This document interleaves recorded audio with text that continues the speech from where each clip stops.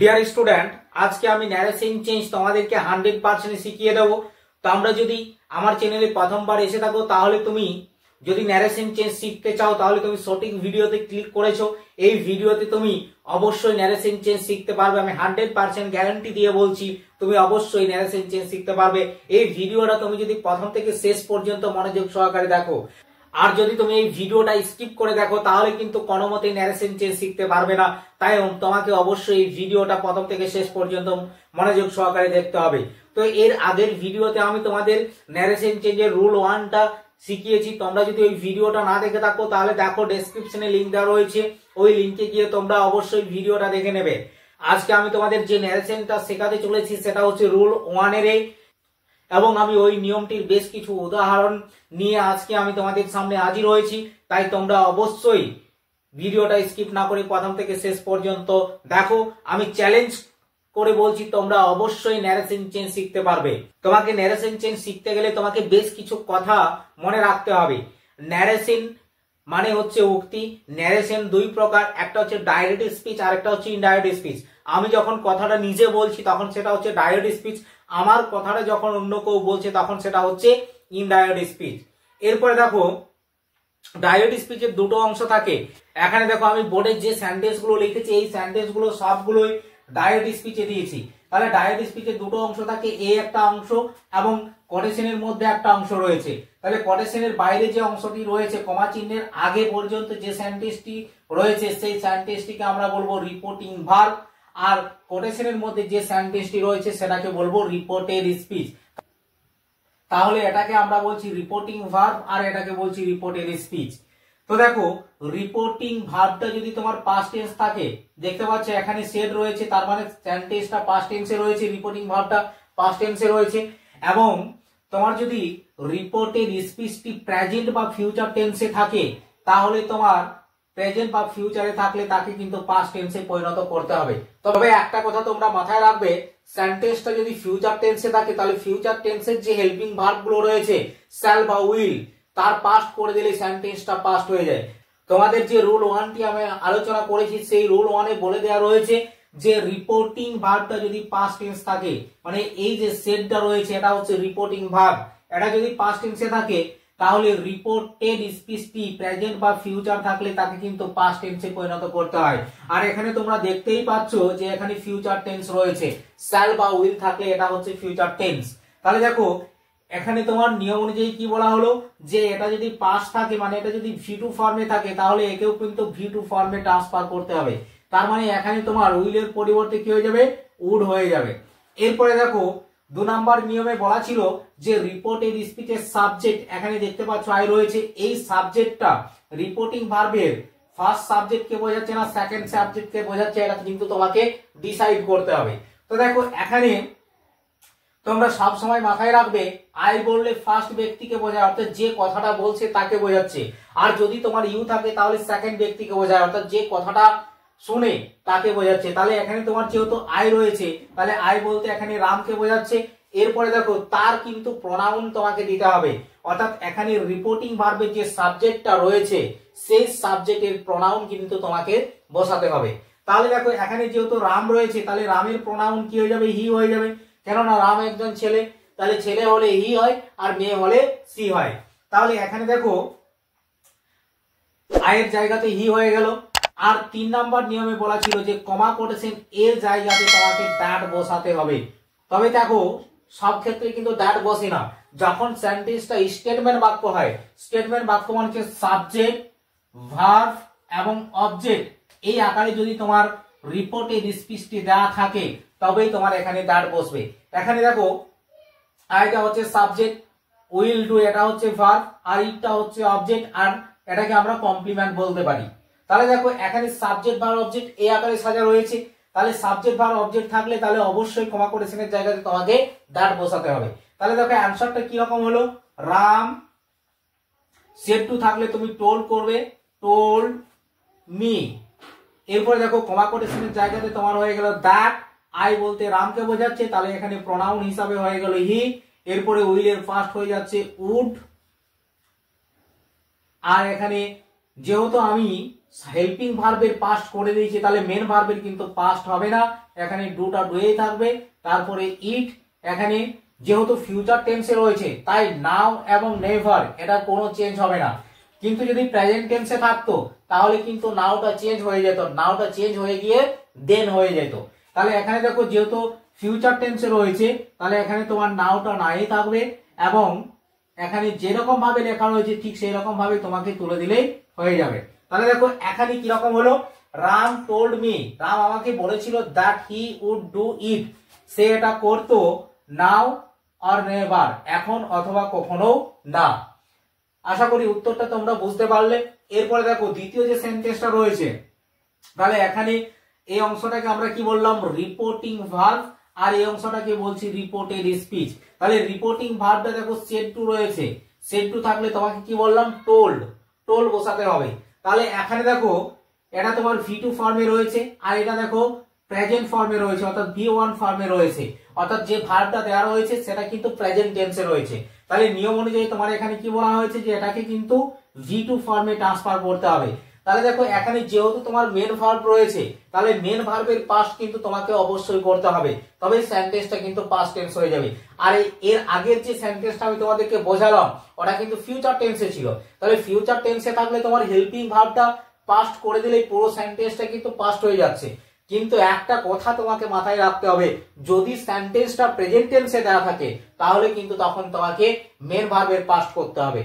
এরপরে দেখো এখানে তাহলে আমি কি বললাম যে সেড টুর জায়গাতে টোল হয়ে যাচ্ছে, তাহলে এখানে অ্যানসারটা হচ্ছে she told him, she told him. এরপরে দেখো আগের নিয়ম অনুযায়ী এখানে তোমার কমা কোটেশনের জায়গাতে দ্যাট হবে।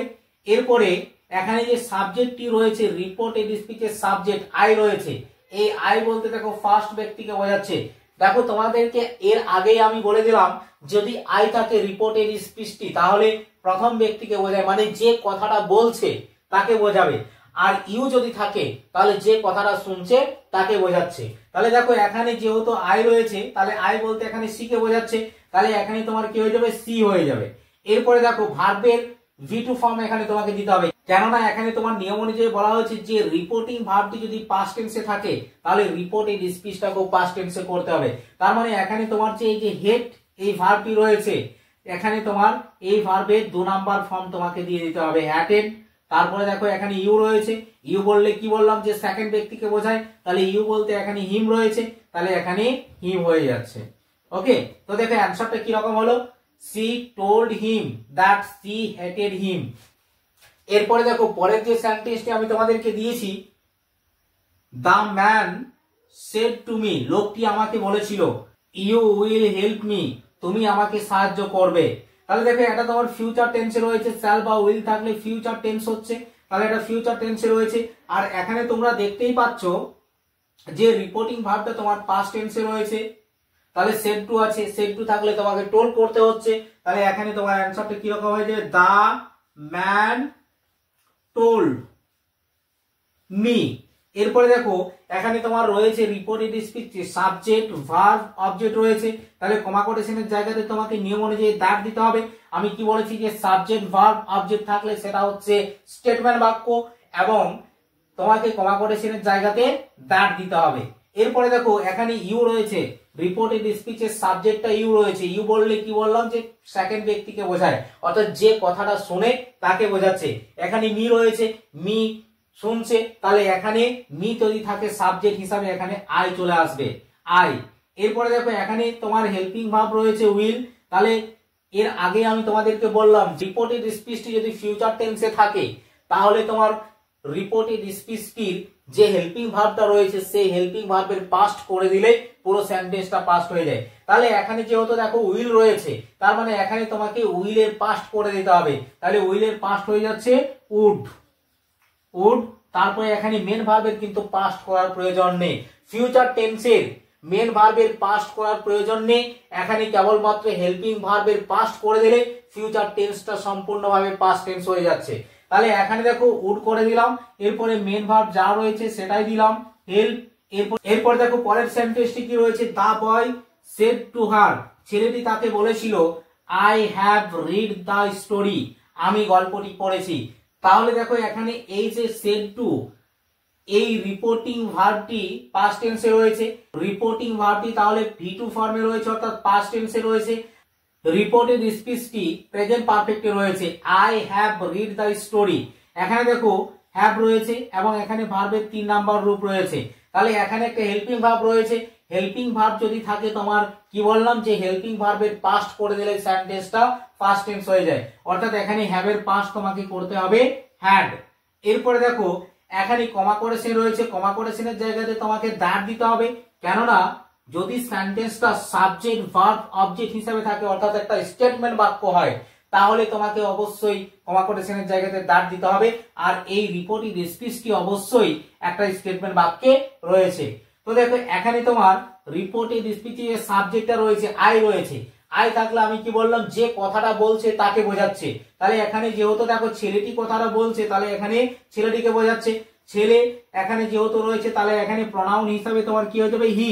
তাহলে দেখো অ্যানসারটা কি রকম হলো, দা বয় টোল্ড, সেড টু জায়গাতে তোমাকে টোল্ড দিতে হচ্ছে, টোল্ড হার, ছেলেটি তাকে বলেছিল দ্যাট, কমা কোটেশনের জায়গাতে দ্যাট হচ্ছে কেননা রিপোর্টেড স্পিচটি যেহেতু একটা স্টেটমেন্ট বাক্যে রয়েছে।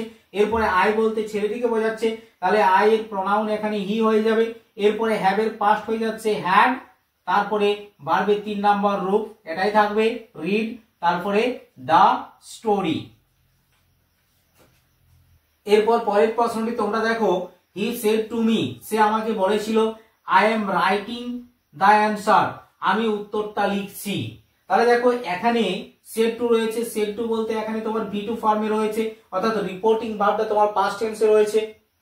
আর রিপোর্টেড স্পিচে দেখো একটা হেল্পিং ভার্ব রয়েছে এম, তাহলে এখানে দেখো এটা তোমার যদি V2 থাকে তাহলে এখানে যে হেল্পিং ভার্ব রয়েছে সেই হেল্পিং ভার্বেরই পাস্ট করতে হবে, তাহলে এটা তোমার পাস্ট টেন্স হয়ে যায় কি হয়ে যাবে ওয়াজ।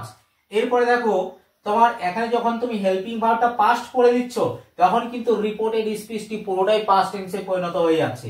আর এখানে দেখো কমা কোটেশন রয়েছে, এই কমা কোটেশনের জায়গাতে তোমাকে দিতে হবে দ্যাট, তাহলে এখানে কেন দ্যাট দেবো না রিপোর্টেড স্পিচটি দেখো স্টেটমেন্ট বাক্যে রয়েছে অর্থাৎ সাবজেক্ট ভার্ব আর অবজেক্ট হিসাবে সাজানো রয়েছে। আমি তোমাকে একটু আগেই বললাম যে সাবজেক্ট ভার্ব এবং অবজেক্ট যদি থাকে তাহলে সেটাকে বলা হচ্ছে স্টেটমেন্ট বাক্য, এবং রিপোর্টেড স্পিচটি যদি স্টেটমেন্ট বাক্যে থাকে তাহলে তোমার কমা কোটেশনের জায়গাতে অবশ্যই তোমাকে দ্যাট বসাতে হবে। তাহলে দেখো এখানে এই যে রিপোর্টেড স্পিচের সাবজেক্ট আই রয়েছে, আই বলতে ফার্স্ট ব্যক্তিকে বোঝাচ্ছে অর্থাৎ যে কথাটা বলছে তাকে বোঝাচ্ছে, আর যদি ইউ থাকতো তাহলে যে শুনছে তাকে বোঝাতো, কিন্তু এখানে যেহেতু আই রয়েছে আই বলতে যে কথাটা বলছে তাকে বোঝাচ্ছে অর্থাৎ এখানে আয়ের সঙ্গে হি এর একটা সম্পর্ক রয়েছে। তাহলে দেখো অ্যানসারটা কি রকম হয়ে যাবে, তাহলে এখানে তোমার আয়ের পরিবর্তে কিন্তু হি হয়ে যাবে। তাহলে দেখো অ্যানসারটা হচ্ছে হি, সেড টু জায়গাতে তোমাকে দিতে হচ্ছে টোল্ড, তারপরে হচ্ছে মি, কমা কোটেশনের জায়গাতে হচ্ছে দ্যাট, আই বলতে দেখো হি কে বোঝাচ্ছে তাহলে প্রনাউন হিসাবে এখানে হি হয়ে যাবে। এরপরে দেখো এখানে এম রয়েছে, এম এর পাস্ট তোমার হয়ে যাচ্ছে ওয়াজ, তারপরে যা রয়েছে সেটাই তোমাকে লিখে দিতে হবে রাইটিং দ্য অ্যান্সার। তাহলে দেখো আমি তোমাদেরকে যে পদ্ধতিতে ন্যারেশন চেঞ্জটা শিখিয়ে দিলাম আশা করি তোমরা বুঝতে পেরেছো। তবে তোমাকে একটা কথা মাথায় রাখতে হবে, রিপোর্টিং ভার্বটি যদি পাস্ট টেন্সে থাকে তবে রিপোর্টেড স্পিচটি প্রেজেন্ট বা ফিউচার টেন্সে থাকলে তাকে পাস্ট টেন্সে পরিণত করতে হবে। তবে একটা কথা তোমাকে মনে রাখতে হবে, যদি রিপোর্টেড স্পিচে আমরা প্রেজেন্ট টেন্সে কোনো সাহায্যকারী ক্রিয়াপদ পাই বা হেল্পিং ভার্ব পাই তাহলে সেই সাহায্যকারী ক্রিয়াপদগুলোর পাস্ট করে দিলে সেন্টেন্সটা পাস্ট হয়ে যায়। আর যদি রিপোর্টেড স্পিচটি ফিউচার টেন্সে থাকে তাহলে ফিউচার টেন্সের যে হেল্পিং ভার্ব রয়েছে শ্যাল বা উইল তার পাস্ট করে দিলে সেন্টেন্সটা পাস্ট টেন্স হয়ে যাচ্ছে। তো ভিডিওটা আজকে এই পর্যন্তই। ভিডিও শেষ করার পূর্বে তোমাদের কাছে ছোট্ট একটা রিকোয়েস্ট, তোমরা যদি আমার চ্যানেলে ফার্স্ট এসে থাকো তাহলে তোমরা অবশ্যই আমার চ্যানেলটি সাবস্ক্রাইব করে অন নোটিফিকেশন অন করে দেবে। যখন পরবর্তী ভিডিওগুলো আমি আপলোড করব তখন তোমরা সেই ভিডিওগুলো সবার আগে পেয়ে যাবে। আর তোমরা আমার চ্যানেলের মাধ্যমে নিত্য নতুন গ্রামার শিখতে পারবে এবং তোমাদের ক্লাসের যে ইংলিশ সিলেবাস রয়েছে সেই সিলেবাসটি লাইন ধরে ধরে যখন আমি বাংলা মানে সহ অর্থ আলোচনা করব তখন তোমরা সবার আগে সেই ভিডিওগুলো পেয়ে যাবে।